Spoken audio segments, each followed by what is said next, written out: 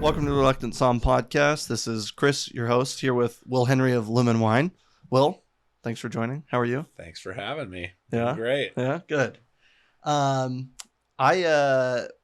We were just having a conversation, so I feel like maybe we'll just segue right back into that about the younger generation kind of not being drinking as much and how we're seeing that impact the wine industry. But I think the first thing that I always think of is it's funny how it's almost like a pendulum, right? Because right before this was the boom of White Claw and the boom of Truly, where people didn't give a shit about where any of their wine came from. Yeah. And now we're seeing, even within people that are still consuming wine, kind of a swing into the natural wine, right? So at least people are kind of getting into what they like, but we're unfortunately losing a couple people along the way, right? Yeah, it's true. I hope people start drinking more. Yeah, exactly. Because I don't know. I can't imagine my life without wine, and I certainly don't want to drink alcohol-free wine. No, because there's a whole added process to that, which kind of also takes the fun out of it. Yeah, that too. Yeah, I think it takes away a little bit of the craftsmanship too, right? It takes away the. Yeah, in fact, I have a friend who works for an alcohol-free beer company, and he was telling me that like they basically changed the brewing process in order to make the final product taste better, right? Wow. Because the de-alc process changes the flavor profile a lot. Yeah. So they kind of brew for it. And my guess is if you did that with de-alcoholized wine, it would probably be the right approach, right? But you're not. That's not what they're doing. You're probably not picking at the same balance that you look for in a finished wine, for example. Or maybe you're using different fruit. I don't know. I don't even know what it looks like. I'm probably not going to ever make it. So, we went down the sort of the natural wine tunnel recently with some success. So, that's fun. But, yeah, that's good. Cool. Okay. Well, for people that are listening, you are owner and co-winemaker at Lumen Winery. Correct. And you have a extensive background throughout the wine industry. Your family has an extensive background throughout the wine industry. Do you want to give us kind of like your story in a nutshell? Yeah, sure. My dad was in the wine business for many, many years, my late father. And, from the time and it was also an avid collector and appreciator of wine. And, I'm not a young guy, so this was like in the 70s, really.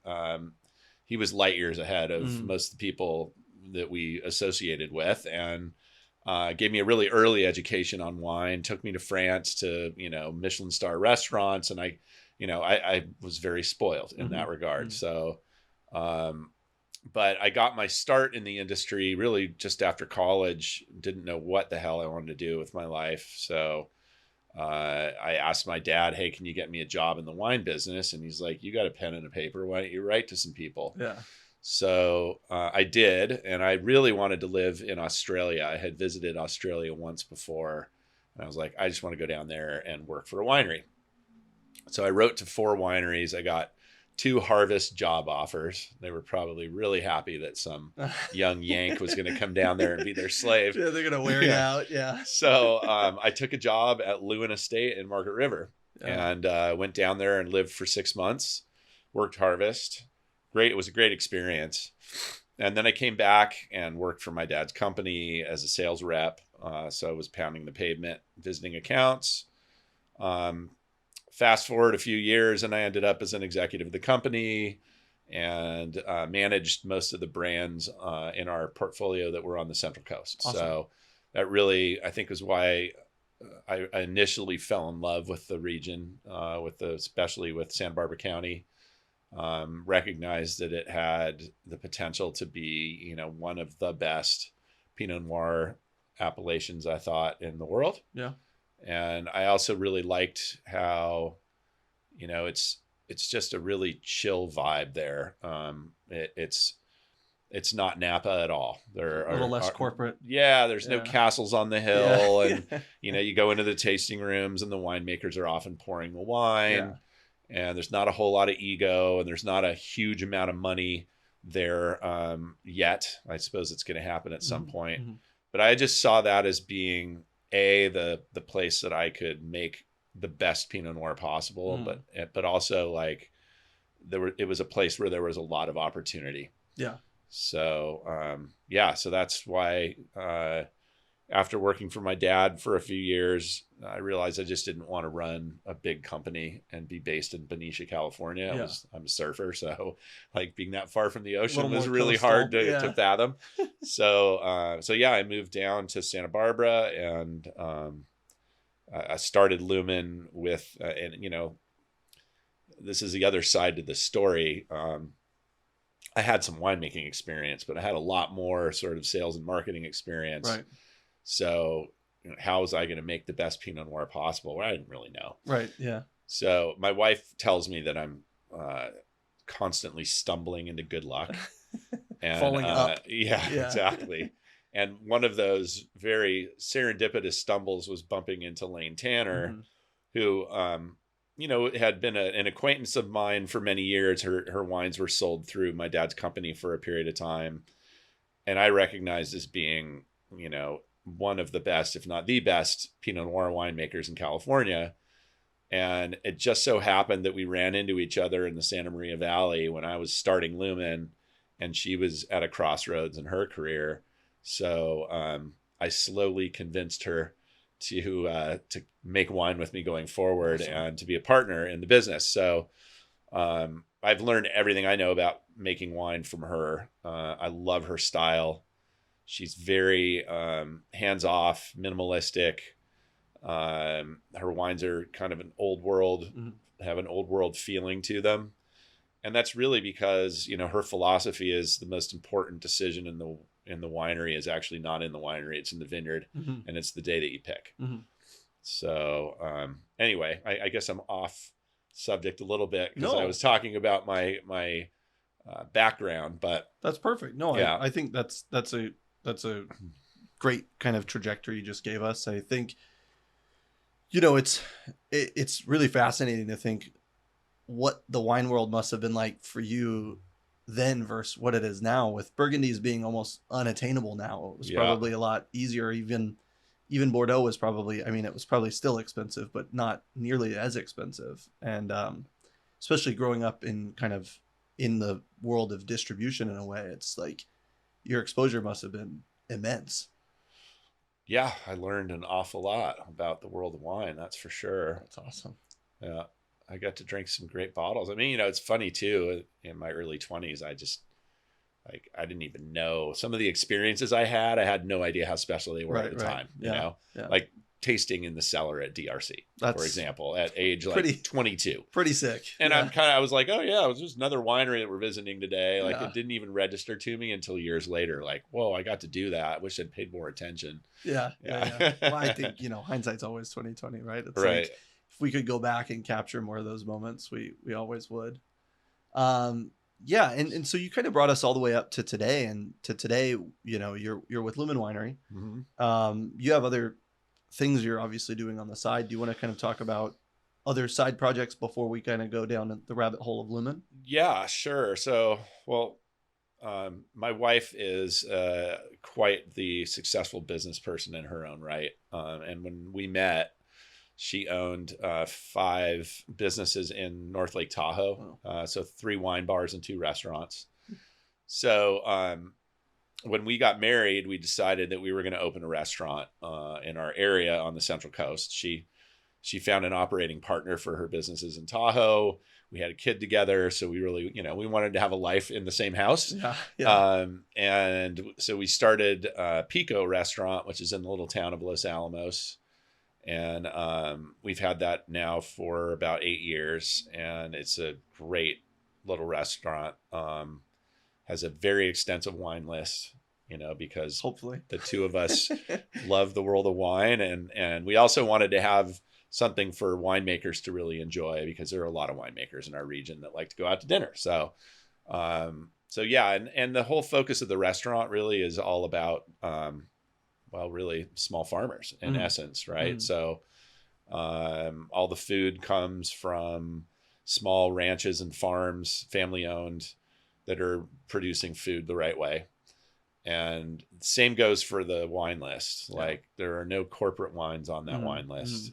If you want Rombauer Chardonnay, I'm sorry, it's not there. Neither is Kendall Jackson. Not to single anyone out, right? But it's like we're all about the small guys, and that was a philosophy that my father passed down to me, because when he started the Henry Wine Group, which was his distribution company, he always told me that at the time the industry was dominated by the liquor companies, spirits companies, and they were really big and they had a lot of muscle, and they used that muscle sometimes not in the most honest ways. Still do. Yep. Yes, they still do. And he said there was really no like wine focused distributor that could give those liquor companies a run for their money.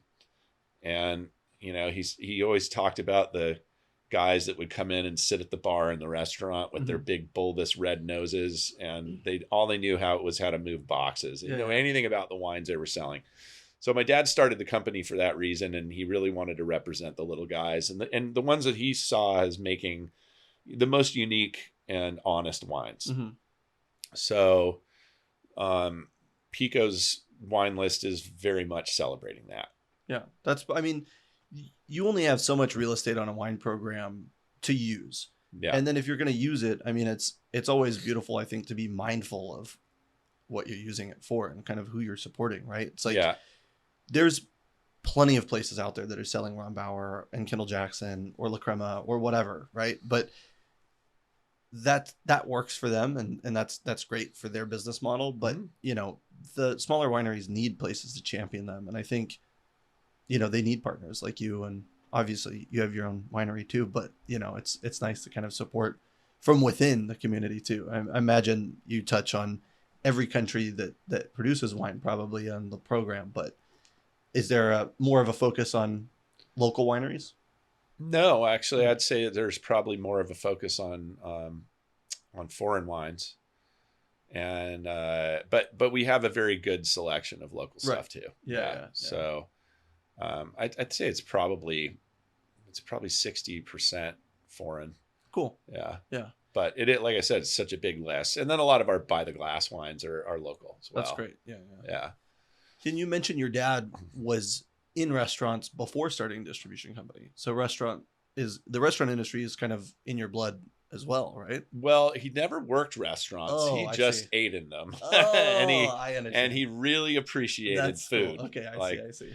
You know, wine and food were his greatest two loves, and opera. But you know, he traveled the world just to eat in the best restaurants and visit with winemakers and taste wine and make new discoveries.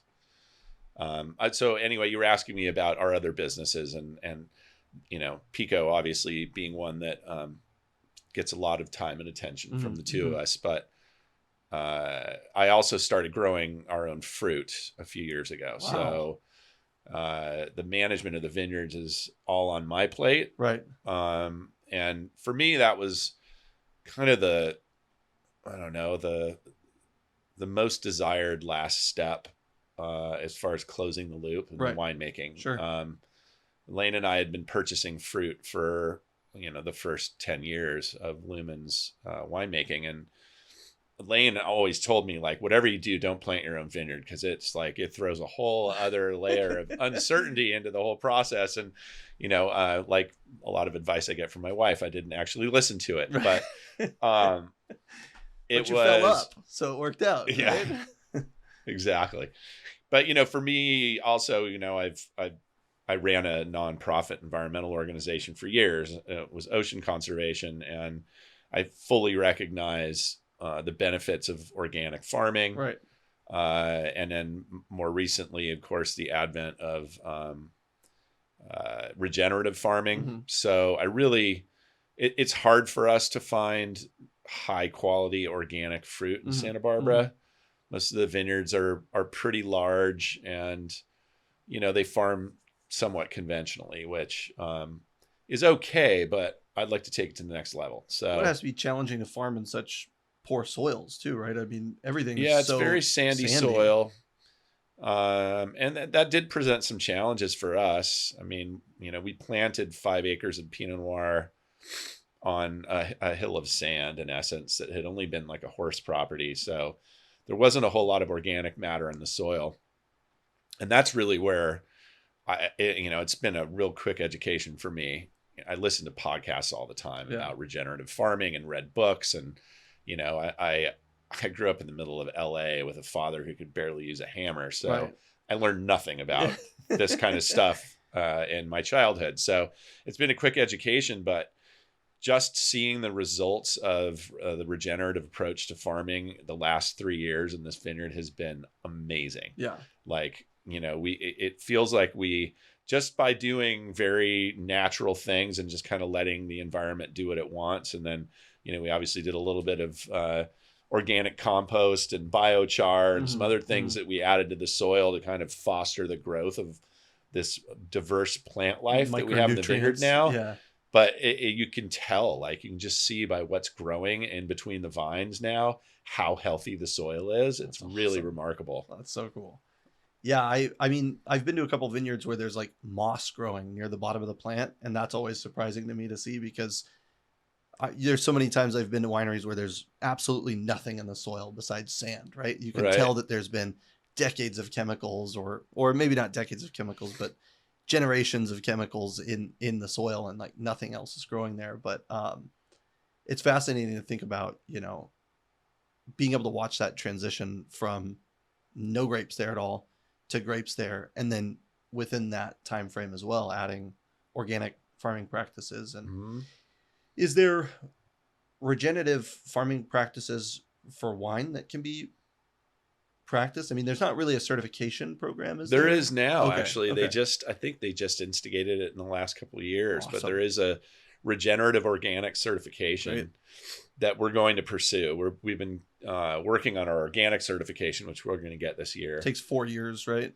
It takes 3. If you take something that was farmed conventionally, I think it's a 3-year turnaround. I see. But we were lucky in that nothing was farmed there. Right. So we Yeah, could yeah. have gotten it the first year. It's just that we weren't producing fruit yet. So, That's awesome. you know, we're on our 4th leaf now. We're going to actually, you know, be able to make a substantial amount of wine Right. from it this year. Yeah. So we'll have it organic certified in the next couple months, because we're well through the process. And one thing I wanted to point out too, that, you know, has been eye-opening for me since farming this way.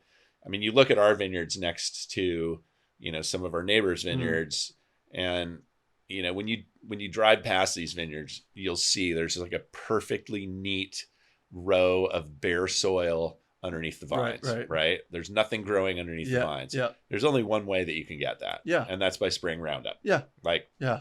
And so most of the vineyards that I see around California are using Roundup Yep. without really much of a thought. Yep. And they use a lot of it. And you come to our vineyards and, you know, there's a carpet of plants growing under the vines and in the rows as well.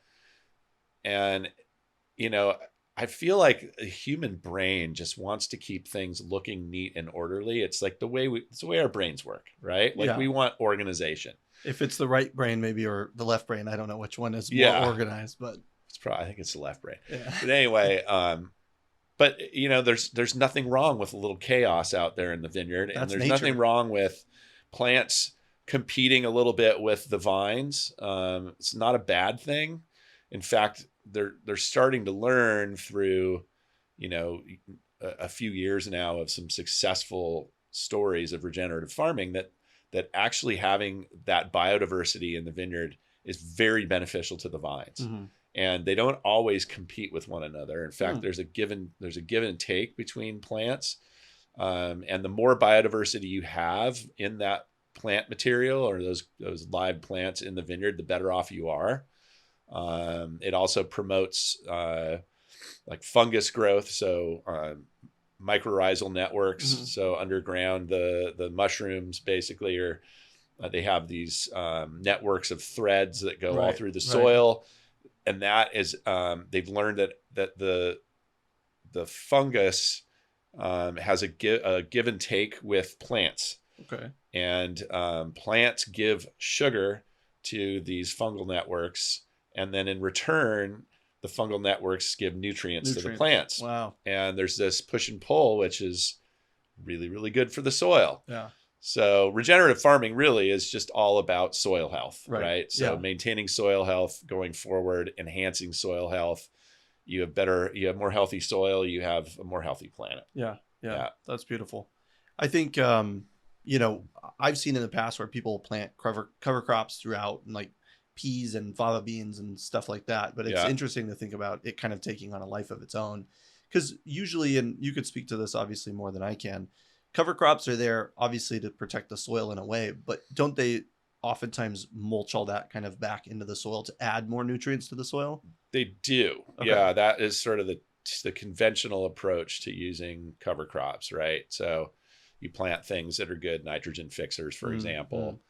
Um, and you know, back, if you go back a few years, like you would a lot of times just see like a single cover crop, Mm-hmm. like it would just be peas Right. or fava beans or Right. whatever, Right. right? But now they've learned that, like, okay, you actually want to do a blend of at Yeah. least four, and Yeah. even Yeah. better, like eight. And then you would till it back into the soil, right? Well, um, regenerative farming has discovered that really tilling is actually not a good thing. So you're better off. That the ideal thing is to have livestock in there grazing, Right. Right. because the livestock will eat a lot of that plant material, and then it comes out, you know, in poop, Right. which you know, the manure is really beneficial. I haven't figured out my livestock regimen yet, so we are mowing. We have plenty of time, Um, so I'm surprised that you haven't just yeah, adopted a bunch of right. animals and started raising them. Well, we've got some plans in the works right now. I just haven't decided yet on exactly what animals, but other than chickens, we do Yeah. have our chickens in the Right. vineyard. But yeah, like we mow, which if I was going to go really extreme regenerative, you actually don't even want to mow, because mowing it's not good for moisture retention. Even though we're not tilling, but even mowing is not good for moisture Wow. retention. Wow. So, but even mowing, like, this year we've had amazing growth, and I've already mowed once, and it's already like the plants in between the rows are up to about 3 feet in height again. That's nuts. So, we're getting an awful lot of organic material Yeah. on top of the soil, and then it eventually, breaks down and goes in. So, Is there such a thing as too much? Like, would you have to worry about kind of too much moisture because there's too many plants in there, or is the with season certain end? soil types, yes. Okay.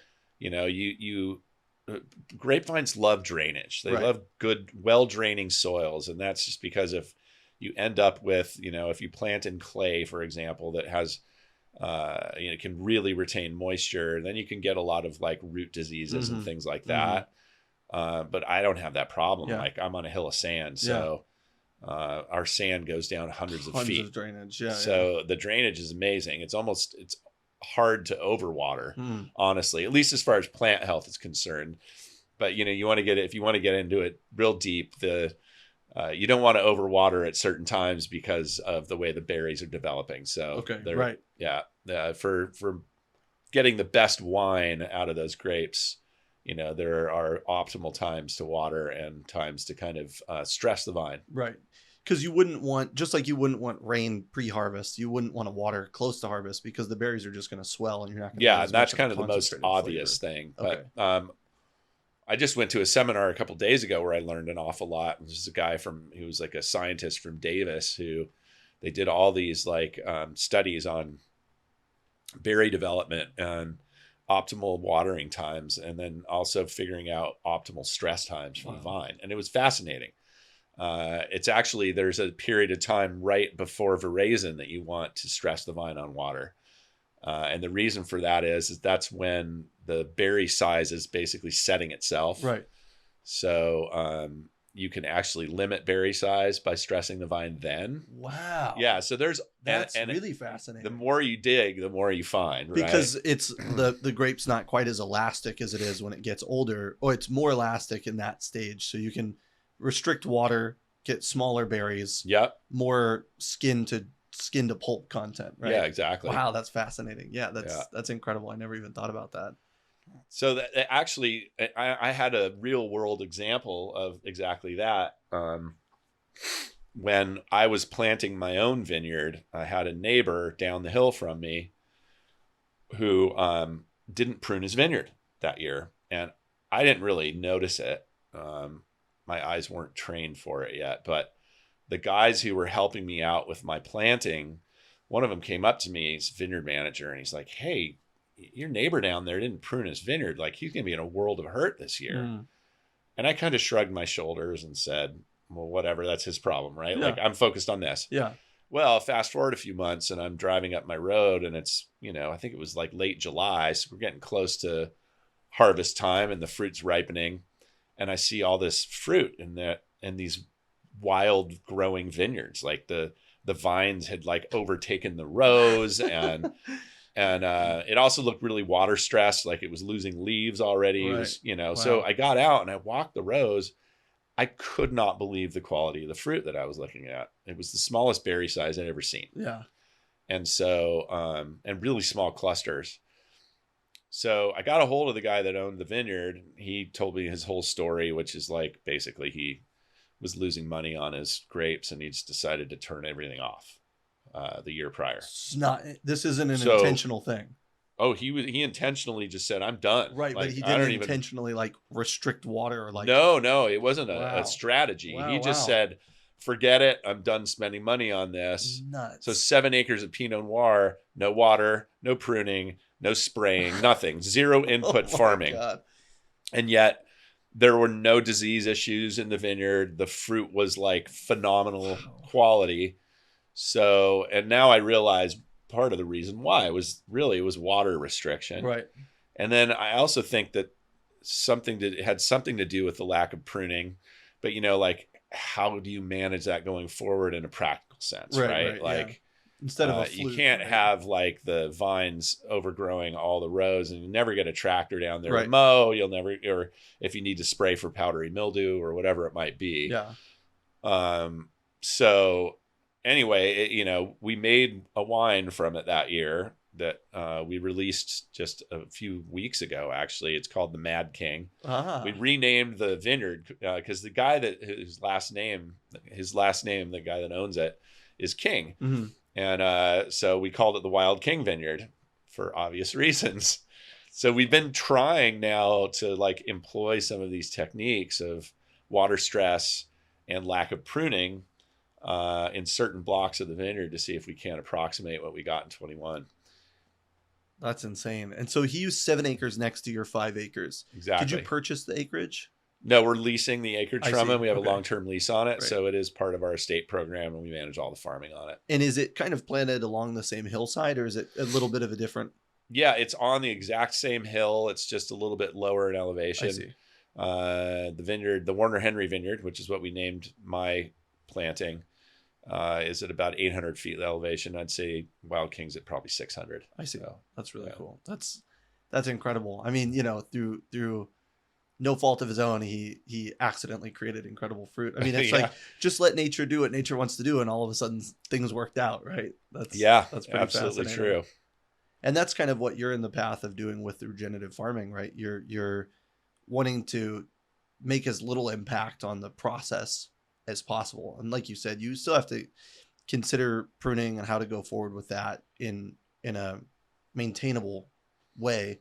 But it's really great to see like a step back from it. And I think, it'd almost be interesting to see. I'm not sure that other places in the state could do that, but it's probably because of the winds blowing as probably aggressively as they do, given the valley faces east-west. Yeah. And the soil composition, and the pests down there and the blight down there is probably minimal naturally. Yeah, it depends on where in the valley you are, but yeah, it's true. There's Wow. I haven't had a lot of issues with pests, honestly. Powdery mildew would be the biggest. But that's just everywhere. Right. Like, everywhere really in coastal California has a powdery mildew issue. And that's a moisture issue, right? Yeah, it's a moisture issue. And, we're foggy almost every morning. So it's really hard to combat that. But, there are ways to do it organically, and that's what we've done. And we've managed to do a pretty good job with it. The Wild King Vineyard, actually, because it wasn't sprayed that year at all. Mm-hmm. And that was the crazy thing. Like, there was no mildew in that vineyard. And I still, for the life of me, can't explain why. The following year, we were like, well, we're just going to do the same thing. We're going to let the vines grow another year. If we need to trim, some of the shoots back, we will, so that we can at least walk down the rows. Yeah. and we're not going to spray. Right. And I lost like 80% of the crop to powdery mildew the next year. So I can't tell you why. Yeah. Yeah. But yeah, now we've got a spray program that we've implemented, and last year we kept the mildew at bay, and just spraying elemental sulfur and neem oil. So these are organically approved. Yeah, and then but we also got like a half a ton an acre last year. Yeah. And I think that's partly because you really kind of overly stress the vines when you let them grow wild, and then you prune them back, because we reset everything last year and pruned everything back to normal, VSP, vertical shoot positioning pruning. So I think that was why our yield was so low. So we'll see what this year brings. I mean, at least we've got like really, really happy, healthy soils. Right. And hopefully we'll get, a decent amount of fruit out of it this year, and it'll be, the quality we're looking for. You're paying your dividends now, right? Yeah. Like you're instead of going in and just like planting in high yield crops and just gassing the soil and making sure nothing else exists so you can get as much fruit as you can, right? You're putting in the time now and the effort now to kind of pay off in the long run, which is beautiful. Yeah. And then so there's a lot of wines that you're making at Lumen. Is everything kind of a passion project? Because you have Grenache, multiple Pinot Noir, Chardonnay, you have orange wines, Pinot Gris, you have the Hey Ginger series, which I'm happy to talk about in a few minutes. But it's do you ever find it challenging to manage that many products? Yeah, I mean, I think my wife at this point is basically like, don't make any new SKUs, please. I don't want any more wines. Like, it does get a little confusing. We are actually going to sort of move towards more estate-only wines. And I think we're going to reduce our product line a bit just to focus more on that. Sure. So, yeah, I mean, it's always ongoing. But then, of course, like, I get a wild hair and an idea, and I can't help but do something new. Like we made a Hey Ginger Red this year, which... there it is. Which my wife is still mad at me about, actually. But at the same time, I was like, well, how would this work with a red wine? Right. And I really wanted to try it. Fascinating. Yeah. So one of the first wines that I had was Lumen Chardonnay, and just the base Chardonnay. And I was really, really a fan of it. We poured it at the wine bar for a while. And one of the main reasons why I like a lot of wines from that region is kind of the salinity factor that comes from the terroir. And also, you're a natural wine. There's 0 sulfites in all of the wines. No, we have very minimal sulfite additions in all the Lumen wines, right. but we do add sulfites. Okay. And I have no problem with sulfites. It's funny because my dad years ago said, like, you can make wine without sulfites, but it doesn't last very long. Yeah. It doesn't taste as good. It's really true. It just doesn't. Yeah. And then you open the door to a lot of unsavory elements that can kind of get into the wine during whatever it might be, winemaking, barrel aging, storage, transportation. Yeah. So, and as a wine buyer at our restaurant, I've tasted an awful lot of sulfite-free wines that taste either like yogurt or a hippie's armpit, or like kombucha. They're just kombucha. Yeah, they have that bacterial taste to them. They tend to not be as complex or as pretty. So I'm really happy with Lumen being where it is. Like, our sulfite additions are about 20 parts per million. We don't add any sulfur actually until first racking. So a lot of people add sulfur like right when they pick the fruit or right at crush. And Lane is actually she has a sulfite allergy. So she is one of the people in the world that actually has an allergy to it. It's not the allergy to alcohol that makes people feel like shit, right? I'm putting poison in my body and I don't feel good. It must be the sulfites. Right. But Lane actually, like, she gets physical symptoms when she has a wine that has too much sulfur in it. Yeah. So she's spent the last 40 years perfecting her winemaking so that she can do the most minimal sulfite additions prior to bottling. So she's really figured out how to do it right. And Yeah. it's a lot of care in the winery more than anything else. So our addition levels are what most people would consider to be natural wine still. Yeah. And the wines are incredibly clean. I mean, that's one of the things for me, being classically trained, I struggle a lot with the natural wine. I wouldn't even call it a trend anymore, the natural wine movement, because a lot of times I'm getting these faults. I'm getting all of these, that Brett's there, volatile acidities through the roof. There's like a lot of things that have kind of gone awry in the bottling.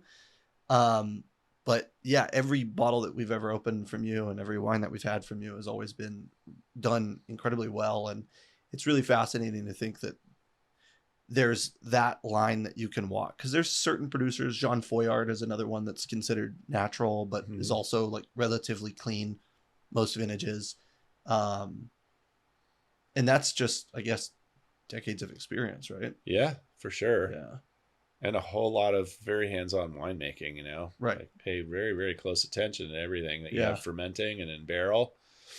Well, I guess I should probably talk about the whole sulfite-free concept that we launched. And this was really, my dad told me years ago, like, if any winemaker can come up with a natural alternative to sulfites, they're going to create a revolution. Right. It's always been at the back of my head. And a few years back, I think it was in 2018, Lane told me a story. It was kind of a fun story where she was like, yeah, I came back from Hawaii. She does a post-harvest trip to Hawaii every year. Came back from Hawaii with this amazing ginger that I purchased, fresh ginger root from a farm in Hawaii. And I smuggled it back in my luggage, and I was really excited to bring some of it back. And so a few days later, I had a dinner party, and I made an Asian dish with this ginger, but I cut too much of the ginger up. And so I had this, gorgeous ginger that I didn't want to throw away, because Lane is very frugal. And but she didn't want to throw it away. And so she had like a half a bottle of Chardonnay sitting on the counter, and she grabbed a Tupperware container, threw the ginger in, poured the wine on top, capped it, stuck it in her fridge. And she forgot about it for a few months, and she was cleaning her fridge out, and she's like, oh my God, this ginger's still in here. I wonder how the ginger tastes. And then she's like, well, gosh, I wonder what the wine tastes like. And, a wine that has been opened and is sitting with exposure to oxygen for 2 months generally isn't going to taste very good, right? But she thought, well, I wonder how much of the ginger flavor got into the wine, and what does it taste like? Well, the crazy thing is that the wine was still fresh, and the fruit was still very vibrant. And so she told me this story, and she's like, I've always wanted to make a wine with ginger. And I'm like, Lane, I think you maybe have stumbled across an alternative to sulfites. Right. So let's try it. So in 2019, we literally just made like a beer keg of this sulfite-free wine. And it totally worked. In fact, that 2019 wine is still really good and is not showing any signs of oxidation. Incredible. Which is nuts, right? So that's now 5 years old. Yeah. So, we started off the next year. We made a barrel of Chardonnay that was with ginger. Then we went up, to maybe, or at this point, I think we're making 300 cases of the Chardonnay. And it's really working, and it's kind of crazy. Like, I don't understand how it does it, but the only, I guess, you could consider it a downside is that obviously ginger has a flavor, whereas sulfites in very small amounts don't really impart their own flavor to the wine. But like, ginger's a great flavor. So, and our desire was always to make it a background note in the wine. And, funny enough, like, our national sales manager, Anthony Anselmi, who's a master somm, he takes this wine out into the market, and a lot of times he pours it for these guys, they're somms at fancy restaurants, and he doesn't tell them that it has a ginger addition. Yeah. He just says, what do you think of this Chardonnay? And he said, not one time has any of them ever said, I taste ginger. That's so funny. So, it's there. Like as soon as I tell you it's there, you can You taste can it. taste it. Yeah. But yeah, and it makes for a very great companion to sushi and most Asian foods, because it is a perfect complement to those types of cuisine. And um, for me, that's always been a challenge, is Hmm. pairing wines to that type of cooking. Yeah. So Especially domestic wines. yeah, Domestic wines, I feel like often have a hard time with something like that. true.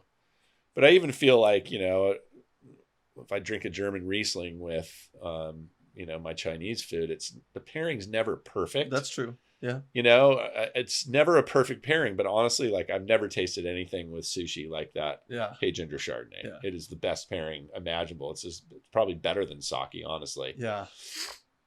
And so then you went from Chardonnay production to sparkling production and now to red production. Yeah. So we've decided last year to try sort of expand the product line. So we made a pet nat.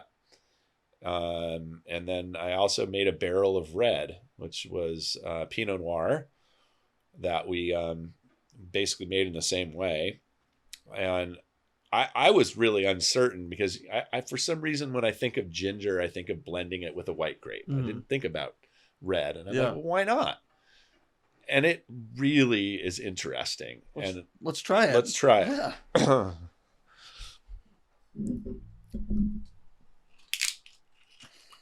Still figuring out our way around the mic arms. If you spill, it's okay. I've spilled wine, I think, in every square inch of this house. So.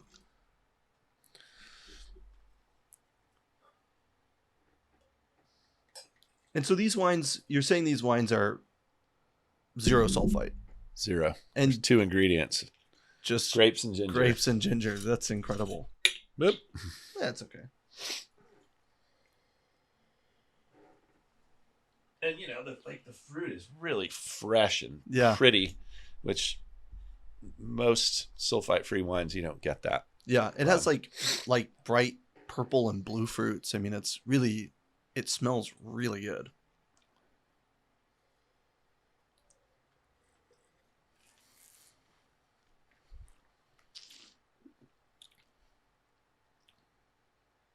Wow. Yeah, it doesn't feel like it's missing anything, right? Like when I think about non-alcoholic wines, like we were talking about earlier, alcohol removed wines rather. Yeah. And when I've had sulfite removed or zero sulfite wines before, like sometimes they could feel a little empty, but Yeah. this doesn't feel that way to me at all.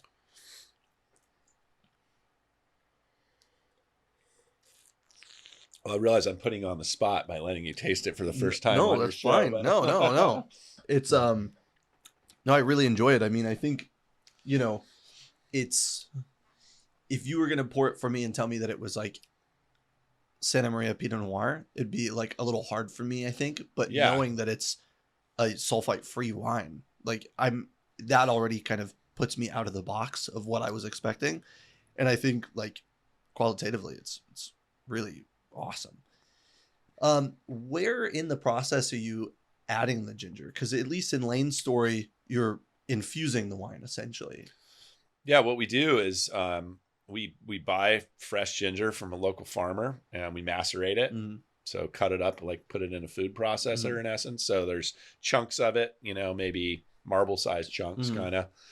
And then we put it into these big cheesecloth bags, basically. So they're like giant tea bags. And then close those up and leave them in the wine, or in the juice, while it's fermenting and turning into wine. Okay. So and we usually do because it floats on top, so you have to you go up and you dunk Punch downs, the Chardonnay is done in tank, and we we do dunks of the tea bags a few times a day to kind of get all that goodness out of the ginger, and then we're tasting it daily. So at a certain point, we're like, it's got enough ginger in it, I don't want more. We pull the tea bags out. It's usually before the fermentation's over. And then, the wine goes into barrel. We do less barrel aging with it, just kind of as a precaution, I guess. Right. Because, barrels are where some things can get in. Yeah. So, we're usually like the Chardonnay and the Pet Nat we bottled in January. So it spent 3 months Mhm. in oak barrel. And so the ginger is in Lane's story. Ginger's an antioxidant, right? So is Hmm. that's what was maintaining that quality of the fruit, and that's kind of the same And concept antibacterial as well. on Hmm. antibacterial. Okay, and so that's kind of the same concept that we're using with the red and the pet nat in this sense, right? It's like a way to help preserve the quality of the wine over a longer distance, and Hmm. also it's an antibacterial, so it's also helping fight any kind of other components that can come into it, right? Yeah, Like Brett absolutely. and things that would develop afterwards. Yeah. Wow, it's really fascinating. Is there anybody else out there that you know of that's doing anything like this? I mean, I had the other day, I had co-fermented Syrah and blueberry that was really good and really interesting, but I don't. I That's mean, cool. blueberries are antioxidants too. Maybe I'm onto something there, but there's not really much else out I've there. seen a few other wines where they're using, other things to Hmm. flavor the Hmm. wines, but there aren't a lot of people doing it. And it's probably not for this intention. No, definitely not. Right. That's more just for like a flavor thing or a Yeah. fun thing, but not as a replacement for sulfites. Yeah. Yeah. Yeah. I haven't seen anyone else doing it. Fascinating. And the pet nat that we were talking about earlier is 100% Chardonnay based. Correct. Okay. And are you treating it the same way? Or are you doing a different pick for that? Like you picking it? I guess you're picking We early picked a little anyways. earlier than we Okay. normally would. Although even with the Hey Ginger Chardonnay, we actually like to pick really early Okay. at like 20 to 21 bricks. Wow. The Pet Nat I think came in at about 19. Okay. And it's pretty simple really. Like you have to stay very on top of it so that you can bottle it right when the sugar's where it should be. Yeah. Right. And you never know because yeast don't always work at the same speed, Unless and you're using the temperature big can have commercial a yeast, I guess, right? And even then, it's probably still yeah, hard to predict. it's hard to predict, and the temperature also makes a big difference. So sometimes like you're like, oh God, I've got to get a crew here to bottle all this stuff, um, and it'll be ready tomorrow, and you can't gather the crew, so you just chill the tank down and slow that yeast down a little bit. Yeah. But we got it right this time, and it's right around, I can't remember what it was. I think we called it at like 2 bricks, so that we could bottle it at like 1.5 bricks or something. Great. It was just the right amount of sugar to give the right amount of sparkle. Mm-hmm. Yeah. And then you guys, Lane specifically has always been kind of like the first of season to pick, right? She was kind of the one that set the trend of the early pick. She's kind of the one that like kicks off the Yeah. harvest season. Is that? Well, that's something I've always really admired Lane Mm-hmm. for. Lane will tell you, like, I make wines that I like to drink. I don't make wines for the mass market. And she was way ahead of her time, honestly, in the late 80s, early 90s, when, getting big scores in Robert Parker's Wine Advocate it's what everybody wanted. Yeah. And, his palate is like the cigar smoking, Right. Cabernet Right. drinking, Sea smoke. guy, right? Yeah. So Yeah. he likes big wines that are made with very ripe fruit, Yeah. and so everybody really in all over California, honestly, was trying to push ripeness as Mm-hmm. far as they could get it. Mm-hmm. And Lane was the opposite. She's like, no, I want to pick when the fruit has perfect balance. Yeah. And so she didn't get great scores for her, first couple of decades of making wine, but she also made wines that were more unique and more expressive of the vineyard site, and were much better at aging. So I've always really admired her for that reason, and it all comes down to like when you pick the fruit. Yeah. The analogy I use frequently is if you're at the farmer's market and you're trying to choose a beautiful plum, right? Farmer's market's the place to do it because they're actually like ripened on the tree to that perfect moment. Well, you don't want to choose one that's still too hard and was picked too early, because the acid is going to be much higher than the sugar. Right. And at the same time, you don't want to pick one that's mushy and isn't, no longer has that firmness, maybe has a little mold on the outside, really high in sugar, and it's going to be, and it'll have a mushy taste to it, right? Like mealy or whatever. You want to bite that plum when it has the perfect balance of acidity and sugar. And that's exactly what we're trying to do in calling picks in the vineyard. It's all about that perfect moment of getting the fruit off the vine, getting it into the winery and making the wine. And when you do that, you don't have to do any of your winemaker tricks, right? Winemaker tricks only come out of our bag when we have like fruit that we just couldn't pick in time, or we had a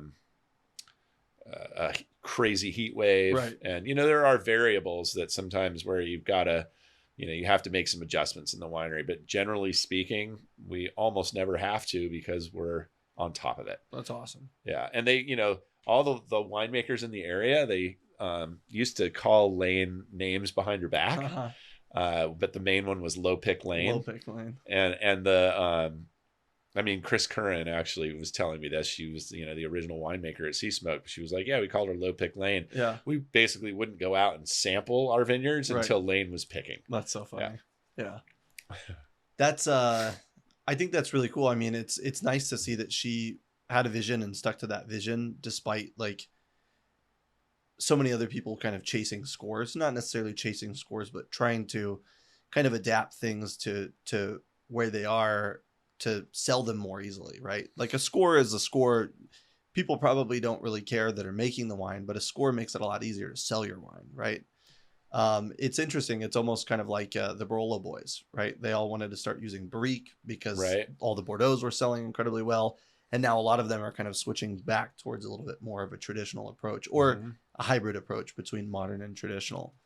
It's really fascinating. And so what's on the horizon? What's next? Well, we actually planted about an acre of Ruque. So Ruque is a variety from Piedmont. Okay. And there's kind of a funny story behind that one too, which I might as well tell you since we're sitting here. Yeah. But I had not been able to get enough nursery material the year that I planted my vineyard. And so I had about, 5 rows in between 2 Pinot Noir blocks that were empty. And when I was trying to figure out the conundrum of the Wild King and what I was going to do going forward, one person I called, because the guy is probably better than anyone else at thinking outside the box, is Randall Graham of Bonnie Doon, right? Bonnie Doon fame, I should say. Right, yeah. But Randall just so happened to be coming down to my area, and so he's like, "Yeah, I'd love to come take a look at it." So we walked that vineyard. Speaking of the Wild King, yeah, right, yeah. Or the Mad King. Or the Mad King. So Randall and I walked that vineyard, and then I showed him, my new plantings, and we went out to dinner, and Randall asked me at dinner, "So what are you doing with those rows that you don't have anything planted in? Are you going to do something different?" I'm like, Randall, I've been looking for inspiration. Maybe you're the guy to provide me with it, because all my friends are saying, well, plant Trousseau or plant, there are these grapes that have become fashionable in the, in the geeky wine world. Yeah. But they weren't ones that, I had a personal connection with. And so he kind of scratched his head and like, yeah, well, think about that. And then 10 minutes into the conversation, we were on a totally different topic. Randall just shouts out, Ruque. Ruque? What do you mean Ruque? He's like, that's what you should plant there, Ruque. I'm like, Ruque? I'm like, I think I've had Ruque before when I was in Piedmont, right? It's from Piedmont. Yeah. He's like, I think it would be great there. And so I said, well, Randall, why? Why? And he's like, well, perfect climate for it. Loves sand, blah, blah, blah. And I said, well, how would you characterize the flavor profile of Ruque? I don't think I've ever had Ruque. He said, that's a good question. I'd say it's kind of like Pinot Noir had sex with Nebbiolo. I'm like, all right, you got my attention, dude, right? Yeah. So, they're my 2 favorite grapes, as well as my wife's favorite grapes. So, and I wrestle with planting Nebbiolo just because I don't think I'm ever going to be able to do it as well as they do in Italy. Maybe I'd be wrong, but anyway, so I bought all the Ruque I could find in the US and started tasting it a lot. I'm like, you know what? This would be a really, really cool grape to do. Right. It's, you know, it's light in color. It's kind of about the same body as Pinot Noir as Right. well. But it has that more firm tannin structure that Nebbiolo has. Yeah. So it is kind of like a cross between the two. And so I'm like, all right, let's go for it. Wild. Yeah. So that one, it will be something new. And, you know, we're always coming up with new ideas. Right, We made right. a port from the Wild King in Wow. 21. Wow. So that might be just a one-off, but, you know, you got to do stuff like that to keep it interesting. And a lot of times it's like a barrel of something. Right? Yeah. Right. So, Right. yeah. And are you planning on bottling single varietal Ruque? Or are you planning on kind of doing like a I think red so. blend? Wow. I think so. We hand harvested the Ruque last year. There was very little of it. And we have like a little tiny barrel of it. It's not even a half barrel. It's like an eighth barrel or something. Yeah. Yeah. And we couldn't even fill that. So we threw in some of the Pinot Noir from our young vineyard. Mm-hmm. So that the first release, which is like probably going to be 10 cases, is Right. going to be a blend of the two. We'll see how that turns out. Ruque's, it's got a pretty strong spicy flavor profile, especially what we grew. So I think it's actually going to dominate Pinot. Yeah. But who knows? You know, like a lot Maybe of the times we Pinot make will decisions like a month before Yeah, bottling. yeah. Maybe the Pinot additionally will kind of like level it out a little bit more, right? Like I'm Good. trying to think of Nebbiolo, and like some young Nebbiolo can be so tannic and so acidic, Yeah. and the alcohol can be so high. And so thinking about blending it, because I mean, aside from Alto Piemonte, where you're blending it with like Croatina and Vespolina and you know a few other grapes in that area, like I don't really think I've had much blended Nebbiolo either. Oh, Yeah. Brian Terrizzi from Giornata, I think he does a little Nebbiolo in some of his blends as well. But yeah, it's fascinating to think of.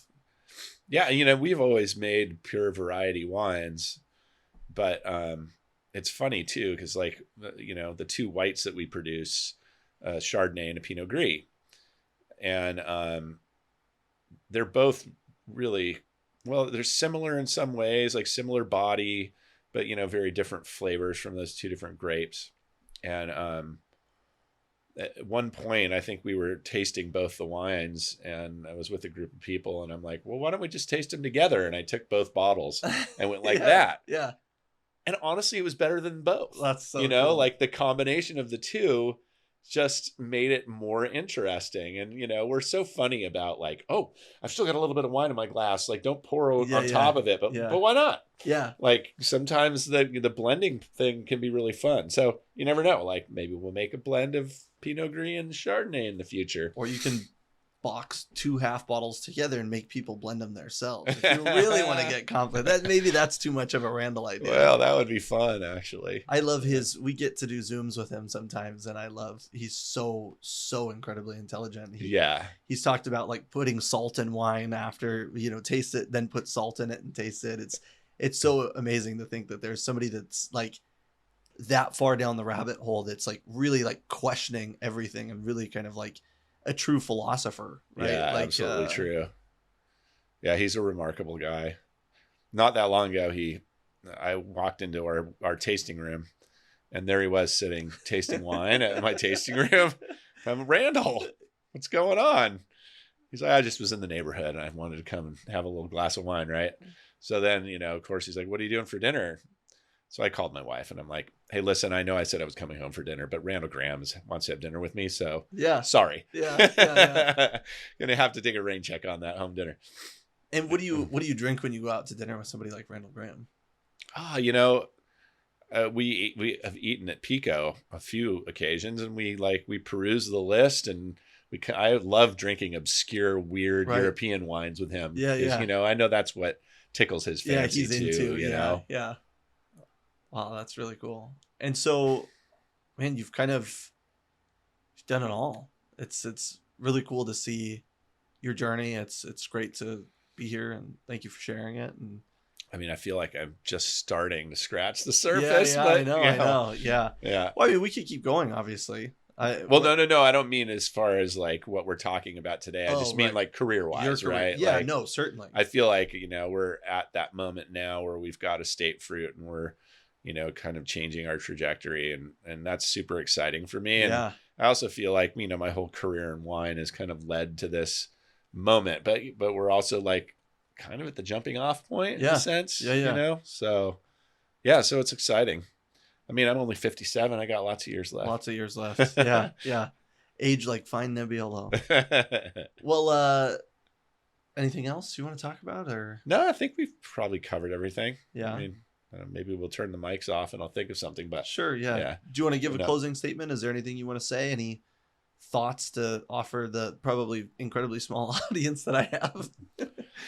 Yeah. I mean, the thought I would add is know what you're drinking. Yeah. I find that even a lot of my friends that are, have college degrees and know a lot about the world, they still buy wines at the supermarket. And, unless that wine at the supermarket is the kind of thing you want to put into your body, yeah, you're better off buying directly from small wineries. You're going to get product that's more honest and healthy. It doesn't have additives. You know the winemaking. So I guess that was what I would leave people with. That's the way to consume wine. Right. Thoughtfully. Yeah. Yeah. Get it from the little guys. Yeah, exactly. Yeah. That's beautiful. I'm going to pour a little more wine and then we can cheers and hang out a little bit more. Thanks for sharing this with me. I'm super excited. Yeah, this is not available yet, right? No, not available. It hasn't been priced yet. So this is a preview. Well, exactly. then it's even better, right? Cheers. Cheers. Thanks, Will.